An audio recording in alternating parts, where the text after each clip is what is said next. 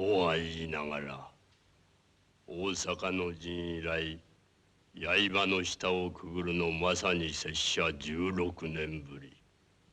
首を取るのも難しい。しかし負けだけ頂戴するはさらに一苦労。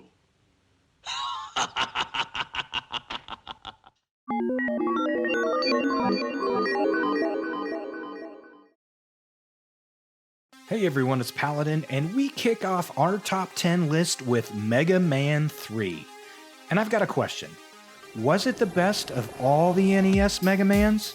No, which you'll see here in a bit. But was it good? Well, it made our top 10. I'd say that makes it pretty good. The game added the slide move and rush functions, as well as his great robot canine sidekick. But if there are any things that prevent the game from being higher on our list, it would be some poor level design and glitch-ridden weapon functionality. And those are just us nitpicking. Mega Man 3 is an awesome game, and one of the best in the series in our opinion, and that's why we have it at the number 10 spot. Yep, we had to put the pink blob somewhere in our rankings, and as it turns out, old Kirby earns the number 9 spot on our list. Love him or hate him, Kirby's Adventure is most definitely one of the best platformers on the NES, and all of us here at Gamacy Gamers Guild agree on that. Even today, after nearly 30 years since its release, Kirby's Adventure still looks and plays great. I myself am not the biggest Kirby fan, but it's hard to deny what a solid game this is for the NES library. Not bad for a giant piece of pink bubblegum. Our favorite Duck Uncle highlights our number 8 pick on the list for dang good reason. First off, who the heck didn't love the DuckTales cartoons as a kid? If you raised your hand, I'll just go around and call you a fun hater now. When the game first came out, many suspected it was just a cash grab capitalizing on the popularity of the aforementioned cartoon. Boy, were they in for a surprise. The game looked great, played even better, and it even featured an alternate ending. Can you say replayability? Seeing Uncle Scrooge today just gives us the nostalgia feels for an era we will never see again. More challenging than its predecessor, Ninja Gaiden 2: The Dark Sword of Chaos was also the superior of the two games. Cool cutscenes, good music, and challenging gameplay helped to set the game apart as possibly the best in the series, but that's a discussion for another video.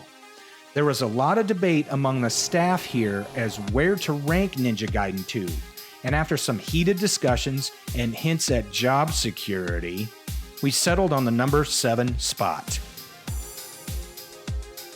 If you don't recognize this game, well, I'm truly at a loss for words, and that's saying a lot. Most of you were probably first introduced to Tetris via the Game Boy, and I'd be right there with you. However, it's kind of hard to see it playing on the big screen of your TV and not be drawn in. Tetris is part of gaming royalty, inspiring so many other games in the years to follow. Yes, it was a port for the NES, but we're not going to deduct any points for that. In fact, it was so good on the NES that we put it in the number 6 spot on our list. To be completely honest here, Punch-Out was one of the first games I ever played on the NES. It was an obsession of mine to get a title shot at Mr. Dream, aka Mike Tyson, in all its 8-bit glory. Heck of a lot better than training for years in real life and getting your face punched out by a champ. Punch-Out was full of so many great characters, and having to learn their moves and counter them was great fun. You know, it'd be interesting to see how many aspiring pugilists took their inspiration from this timeless classic. The best run-and-gun game for the NES, period. Yes, it was yet another port from the arcade, but it brought all the fun and action with it. Growing up, there was not one person I knew of that did not have a copy of Contra. In fact, the game was so popular among my friends and I, we would devote entire weekends to just playing it. It also didn't hurt that action movies like Rambo and Commando were all the rage at the time. If you just want to relax with some mindless 8-bit violence, you can't do much better than Contra. Alright, if you've been paying attention, then you knew this game would be high on our list.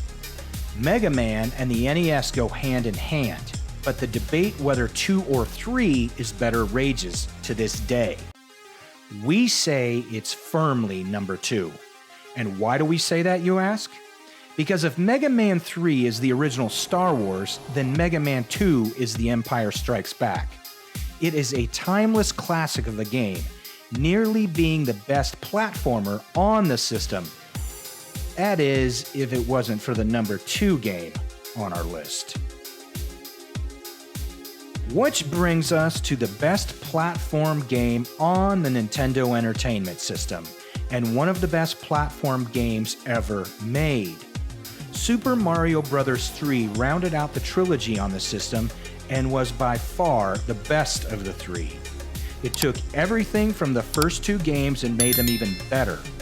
If that wasn't enough, they added even more elements to the game that persist over 30 years later. Super Mario Bros. 3 became more than just a game since its release. It's become a work of art, a Hall of Famer, and a pop culture icon.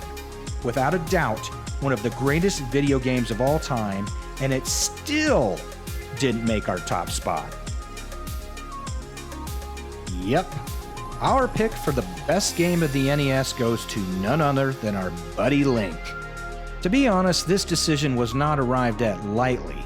Many a late-night meeting at off-the-beaten-path taverns were required to come up with this ultimate decision.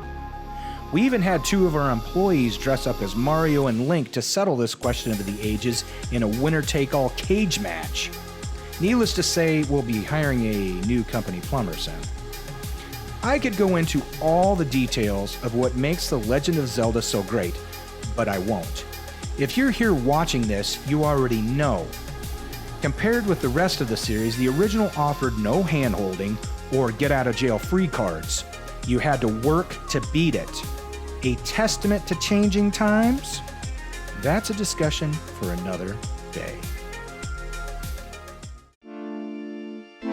Well, that's our picks for the 10 best games on the NES. Let us know your thoughts in the comments. As always, thanks again for watching, and I'll see you all again soon. Bye-bye.